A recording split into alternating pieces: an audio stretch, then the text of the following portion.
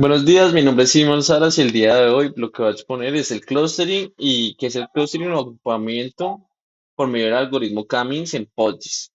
Primero que todo, en primera medida, lo que podemos observar en la primera diapositiva es que tenemos una imagen de un ejemplo del clustering por medio del algoritmo Cummings, donde pues, bueno, se hicieron clusters por los siguientes datos y aparte pues también decidí poner un ejemplo de lo que podría ser un clúster en este caso a partir de una base de datos de Croacia, donde pues se tomaron diferentes datos en estaciones atmosféricas de temperatura. Entonces, pues bueno, podemos ver cómo datos más altos y más bajos se agrupan en diferentes zonas. Eso es lo que pues podría ser un ejemplo de un clúster. ¿Qué va a tener la exposición? ¿Qué es un clustering? Las funciones del clustering, eh, PostGIS y las funciones que da PostGIS para hacer clustering, el algoritmo Cummings, cómo funciona, eh, la función ST-clusters y ejemplos del uso de la función ST-clusters, donde clusters K por medio del algoritmo Cummings, donde tenemos el cluster, tenemos clusters 2D, 3D y clusters ponderados. También las conclusiones y las referencias. Primero que todo, que cabe aclarar qué es un clúster. Un clúster, pues bueno, para eso yo me guié o tomé información de algunos autores en diferentes artículos que tratan sobre el tema. Entonces, pues la primera que decidí tomar es la de Jane y Dubs para el artículo Algorithms and Clustering Data, que pues bueno, nos define el clúster como un grupo de objetos similares, de tal manera que los objetos de diferentes clústeres no son iguales. También hacen como hincapié en que el clustering es una herramienta importante en el análisis exploratorio de los datos. Por otro lado, Jane and Morty en el artículo Data Clustering and Review indican que la agrupación o clustering es la clasificación no supervisada de patrones, que realmente pues esto se refiere a que se hace con diferentes algoritmos no supervisados para la determinación de los clusters. En este caso los patrones pueden ser a partir de observaciones, elementos de datos o vectores de características en grupos conglomerados con las mismas. Entonces, a partir de estas dos definiciones, uno ya se va haciendo una idea de que un clúster es como una agrupación, un agrupamiento o grupo de datos que comparten características similares entre ellos, además de la adyacencia entre ellos. Em, en función de esto, pues yo determiné que la definición como más idónea para clustering es la que da Berkin-P en su libro A Survey of Clustering Data for Mini Techniques. Dicha definición lo que nos dice es que el agrupamiento se refiere a la división de datos en grupos de objetos similares. Cada uno de estos grupos o clusters consta de objetos que son similares entre sí, diferentes con los otros objetos de los grupos, de otros grupos, como ya se venía diciendo. Entonces, en resumen, lo que es un clúster es los grupos o agrupación de objetos que comparten características entre sí y son adyacentes también entre sí. Las principales funciones de un clustering también en este momento, pues me quise remitirme a una cita de un autor, en este caso Hartigan, en su libro Clustering Algorithms, que pues bueno, abarca como los diferentes algoritmos de clustering que existen, entre ellos el que vamos a utilizar más adelante, que es K-means. Las principales funciones él define que las principales funciones de la agrupación o el clustering son nombrar, mostrar, resumir, predecir y exigir explicaciones. ¿Esto qué quiere decir? Que, pues bueno, en el caso de nombrar, los objetos de un mismo clúster van a recibir el mismo nombre, por lo que ya definimos anteriormente que comparten las mismas características. También mostrar, en este caso, la adyacencia física, lo que nos permite resaltar la diferencia sutil entre objetos. Entonces, pues bueno, también más adelante lo veremos que en ciertos algoritmos la presencia de datos atípicos dentro de los clústeres pues es de suma importancia para el análisis. También resumir, esto pues hace referencia a las propiedades del clúster, donde pues nos resumen las propiedades de los puntos que están dentro del mismo, ya que pues deberían tener más o menos todos las mismas características. Y lo que nos permite también es no tener que revisar punto por punto de manera individual. Predecir. ¿qué se refiere a predecir? Hace referencia a las expectativas sobre las propiedades comunes dentro de un clúster, como lo decía anteriormente. Si algún objeto dentro de un clúster o un conglomerado tiene una característica, debería ser que los otros objetos dentro de del mismo conglomerado también la tengan.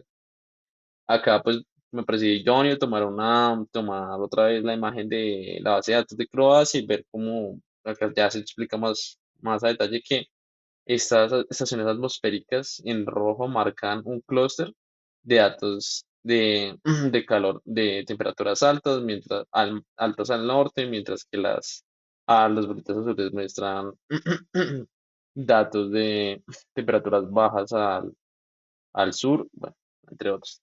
También tenemos que estas son las coordenadas, esta es una perspectiva desde coordenadas XY, esta es una perspectiva isométrica y sí se llega a ver como los conglomerados.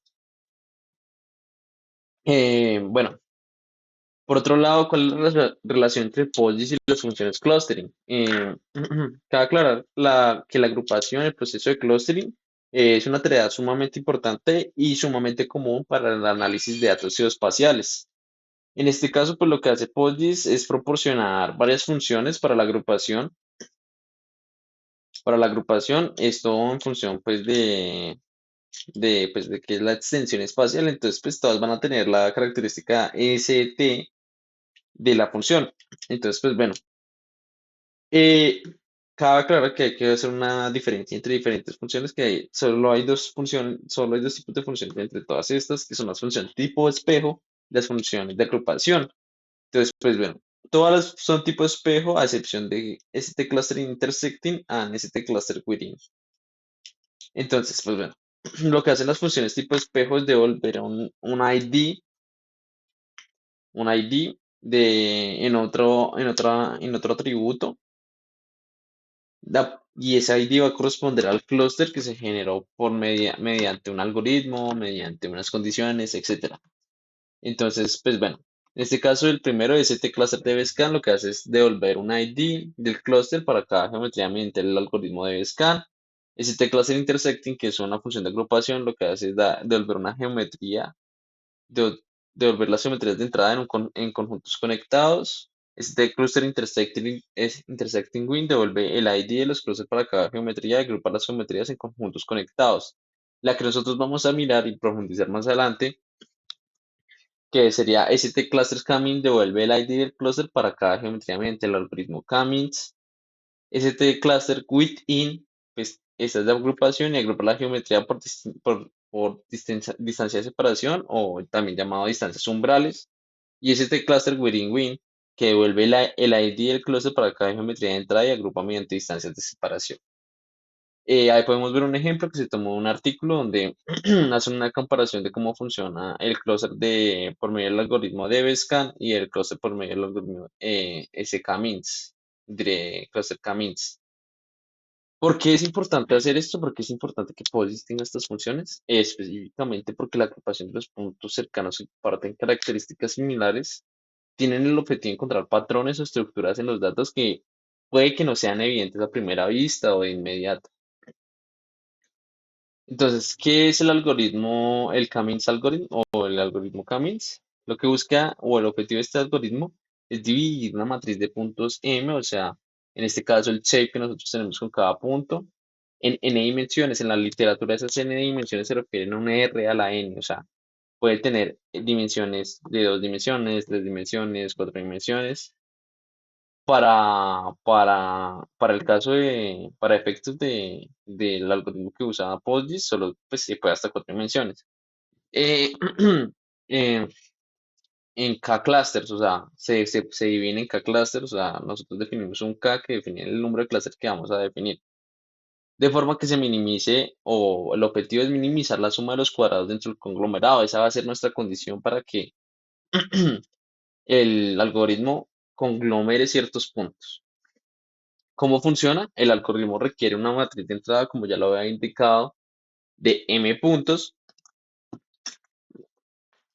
con n dimensiones, puede ser x, y, z hasta n. Y una matriz K que define los clústeres que se van a definir.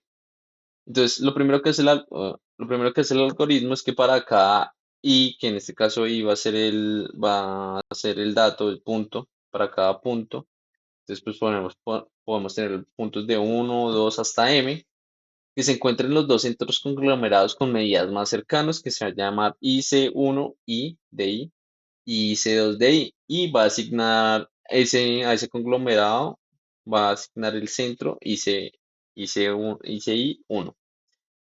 Por otro lado, pues se van a actualizar los centros de los conglomerados para que sean los promedios de los puntos que contienen, y a partir de eso va a empezar a generar lo que son polígonos de Voronoi.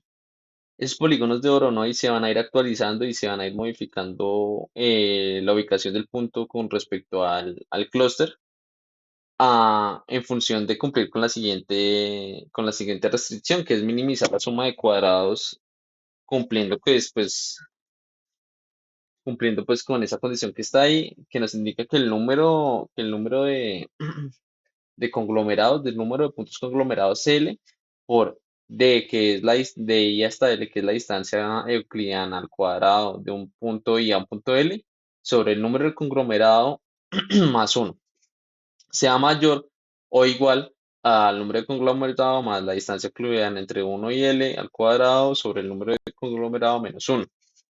Entonces acá podemos ver un pequeño ejemplo de cómo se vería, pues, más o menos de manera física o visualizada el algoritmo. Entonces tenemos los puntos, generan los polígonos de Voronoi, acá se van reubicando en función de que se cumpla la condición y obtenemos todas las.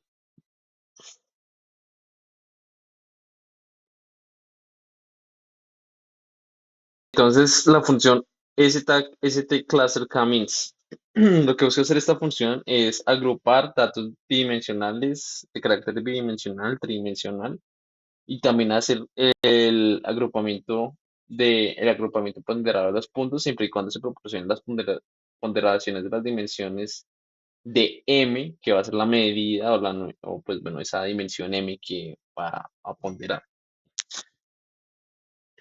Por otro lado, pues podemos ver en la imagen lo que es un ejemplo del algoritmo Cummings para la población de especies en nivel global. Entonces, pues se ve cómo se generan 46 clústeres. Específicamente podemos evidenciar cómo se generan los diferentes polígonos de Voronoi, que tienen pues, estas formas como de cuadrados que se unen. Entonces, pues bueno, es característico del algoritmo. La estructura de la función, pues bueno, st cluster k-means tiene pues esta estructura que en primer lugar nos pide un set de geometrías. En este caso va a ser el set de geometrías del shape, que son puntos, un valor entero, que va a ser el k que mencionamos anteriormente, que pues corresponde al número de clusters que queremos definir, y un float que tiene una característica sumamente importante, que ya lo veremos ahorita en la siguiente. Entonces, ¿qué es lo que hace esta función? Devuelve el número o ID identificador del clúster que se determinó por medio del algoritmo Cummings para cada geometría de entrada, o sea, para cada entidad que está dentro del clúster. Esto a través de generar un nuevo atributo, también entero, como lo vemos acá en el ejemplo. Entonces, pues bueno, está la geometría de entrada, también se asigna también una, ¿qué? Un atributo, que es la población máxima, el nombre y el clúster. Pues bueno, ahí está el ID del clúster. Entonces, en este ejemplo, todas estas geometrías pertenecen al clúster 3. Por otro lado, también cabe resaltar que la distancia para geometrías 2D siempre va a ser la distancia entre los centroides, la distancia euclidiana entre centroides de los mismos. Y para geometrías 3D va a ser la distancia entre los centros de las cajas delimitadoras. Esto sí, siempre y cuando sean geometrías 4D, 3D, deben cumplir con la condición de que m sea mayor que cero.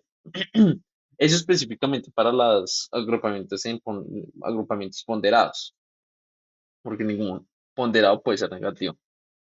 Entonces, pues bueno, por otro lado, especificar el radio máximo o el max radius, como ya se había dicho anteriormente, lo que hace es que STK-Means genere más clusters que K. ¿Por qué? Porque al final y al cabo lo que hace esta condición es que condicione el algoritmo a que ningún polígono que se genere sea, o ningún clúster que se genere sea de mayor radio que el que se especifica en ese flow. Entonces, pues bueno, acá está un ejemplo de cómo se hace el algoritmo ST, la función ST-K-means en POSIX. Entonces, pues para probar la agrupación por medio del algoritmo K-means, la información, se descarga la información de puntos a agrupar. En este caso, pues se descarga un set file de lugares poblados en escala 1.000.000 de la página Natural Error. Se descarga, pues como primer paso, se descarga el archivo que en este caso se llama NE10 millones populate place simple en formato shape del link que se encuentra acá. Entonces, pues bueno, acá podemos descargar, sería este, el que es simple, ya que tiene menos columnas y es específico para el caso del ejemplo. Uy. Entonces, pues bueno, descargamos el archivo, lo descomprimimos, creamos una nueva base de datos en pgadmin que, pues bueno, en este caso yo llamé como exposición y lo que hacemos es hacer la conexión a partir de QGIS. Subimos la capa QGIS en QGIS por medio de la herramienta administradora de base de datos. Lo que hacemos es importar una capa vectorial como una tabla a la nueva base de datos que nosotros creamos, que en este caso pues, se llama exposición. Y esa tabla se va a llamar Pop Places, o sea, población y lugares. Entonces, pues bueno, acá podemos ver cómo se utilizó la herramienta administrador de bases de datos, se importó la capa vectorial y ya se hizo directamente la conexión.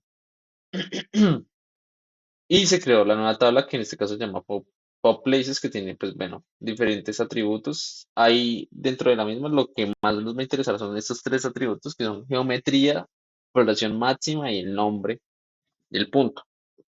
Entonces, pues bueno, el clustering en espacio 2D.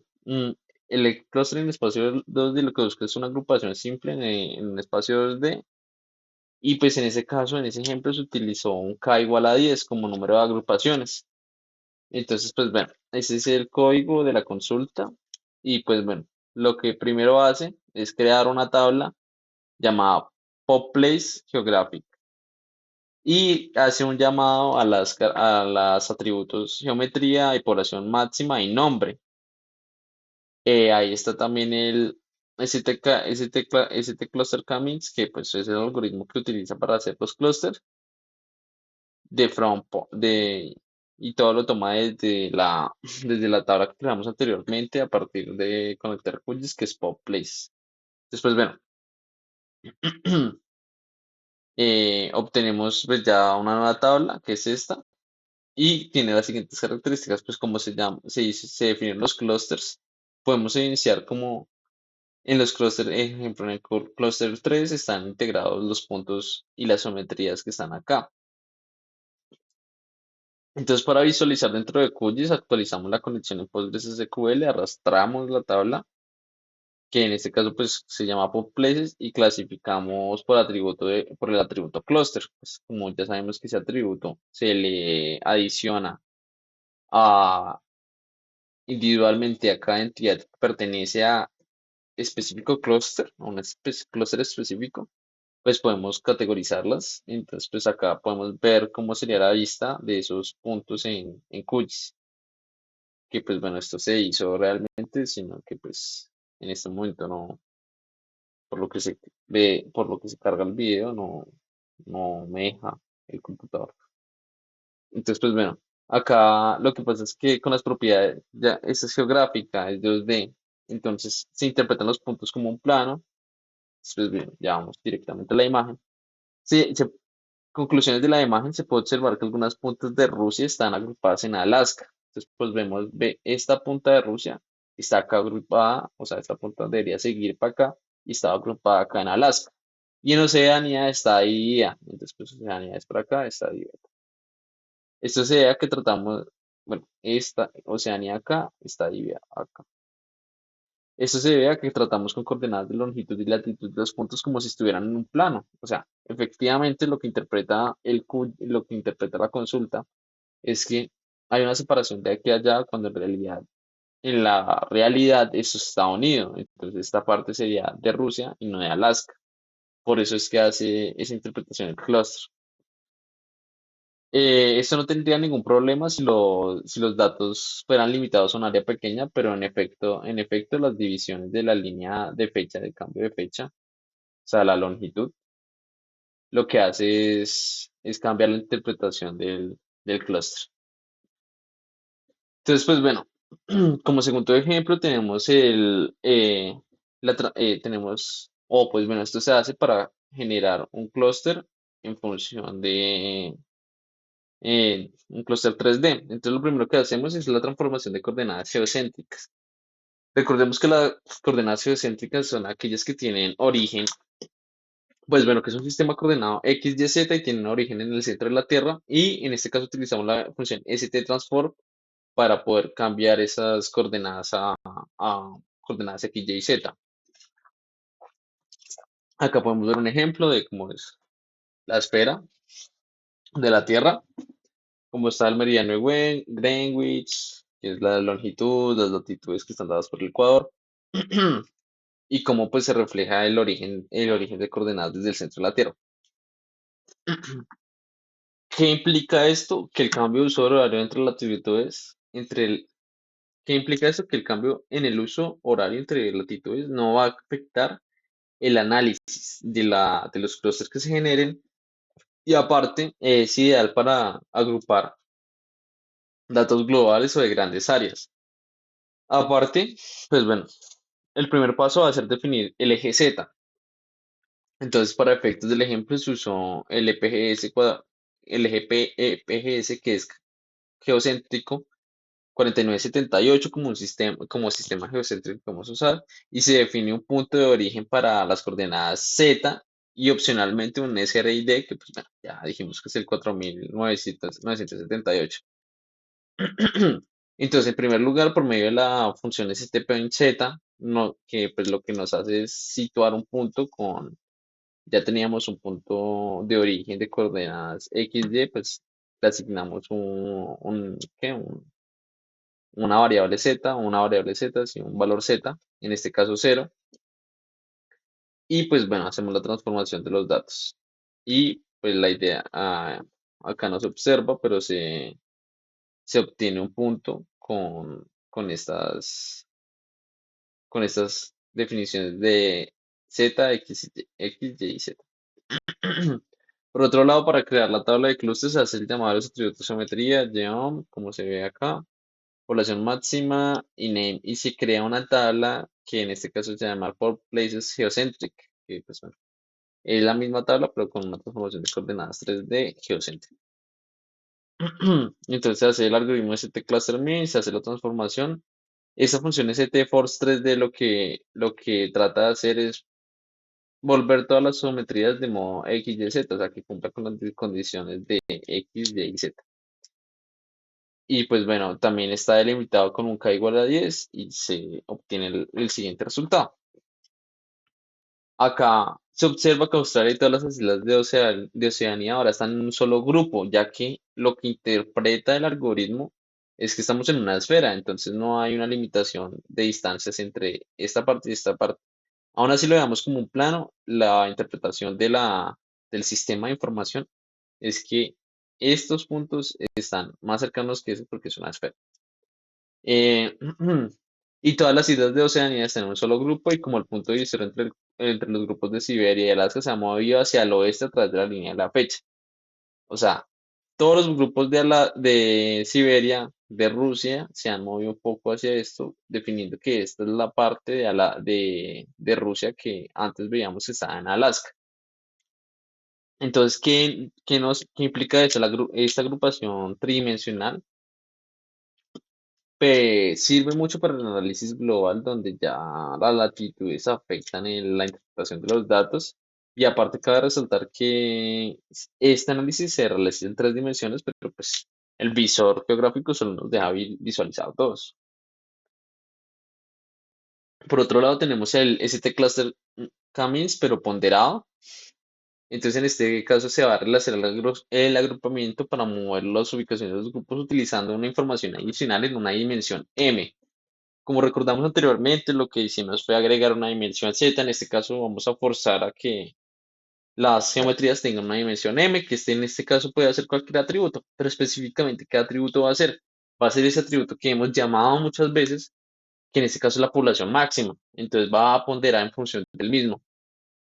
Como se dijo hace varias diapositivas, esa condición, la condición que debe cumplir ese atributo M es que debe ser mayor que cero. Entonces, la condición se hace de la siguiente manera: se crea una nueva tabla llamada Pop Places Geocentric Weighted, o sea, pues bueno, por pesos, está ponderada por pesos. Entonces, se seleccionan los atributos geometría, población máxima y nombre. Pues, bueno, se utiliza el algoritmo ST Cluster K-means. Se utiliza la función ST Forces 4D, que al igual que la Force 3D, lo que pues busca es definir las geometrías de modo X, Y, Z, M, donde M va a ser la población máxima.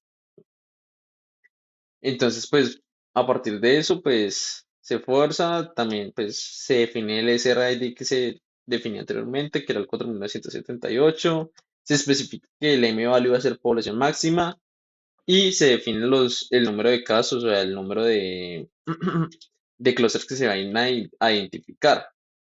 Y se pone una condición. La condición es que todos los datos de población máxima que sean negativos no se van a usar, o sea, solo se van a seleccionar los que sean mayores a cero. Entonces, pues bueno, esta es la consulta, este es el resultado de la consulta. Lo mismo, podemos ver la geometría, población máxima, NEM y el clúster al cual se asignaron esas entidades. Y este va a ser el resultado.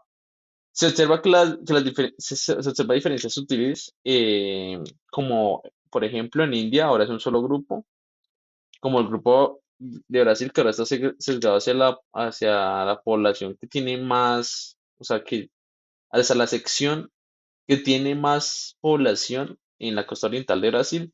Lo mismo como América del Norte, que ahora está dividida en este-oeste. Pues esto es por también las diferencias de poblaciones que hay entre la costa este y la costa oeste. Y pues América también está dividida.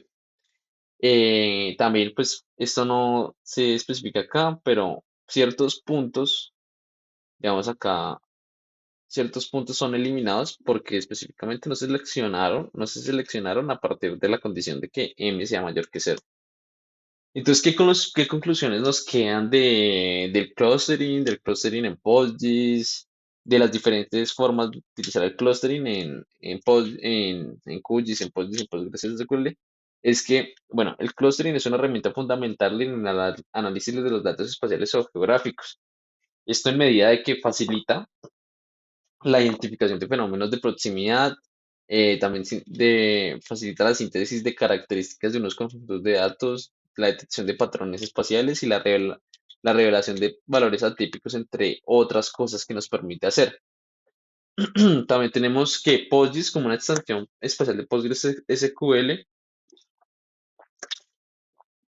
ofrece funciones altamente útiles, como lo puede ser STK Clustermin, que permite realizar análisis de agrupaciones utilizando el algoritmo K-means y sus variantes, que es de suma importancia, porque las dos primeras, las 2D y 3D, utilizan el algoritmo K-means ingenua, que lo que hace es ponderar en función de adyacencia. En cambio, el K-means ponderador, pues utiliza una variable que pondera y pues bueno. Esto lo que nos permite es optimizar y mejorar la precisión en el análisis de los datos en función de lo que uno vaya a analizar, ¿no? En función del análisis, de la escala. Bueno, esto lo vamos a ver más adelante. El análisis del clustering depende de la escala, como se dijo anteriormente, y de los sistemas de coordenadas utilizados en la base de datos, ya que factores como la escala, dimensionalidad, tipo de coordenadas pueden influir significativamente en el resultado del análisis, generando variaciones en los patrones que uno detecta.